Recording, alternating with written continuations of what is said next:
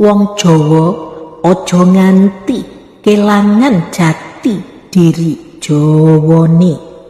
Apa kang dipun wastani Kreta Kencana tinarike jaran papat mungguhing ana ing panguripan.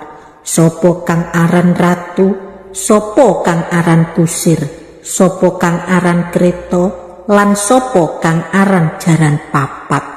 Ratune ya iku atine, kusire ya iku pikirane, Kreta ya iku wadah kanggo atine lan pikiran ya iku kawujud ragane. Manungsa iku tegese menus-menus panggonane dosa supaya bisa tumuju marang Gusti Pangeran, ateges manunggaling kawula marang Gusti ingkang akarya jagat kudu bisa nguasani utawa ngendhalekake playune jaran papat ingkang dipun wastani jaran papat inggih punika yaiku bisa njaga marang amarai, bisa njaga birahine, bisa njaga marang pangucape, lan bisa njaga marang kelakuane.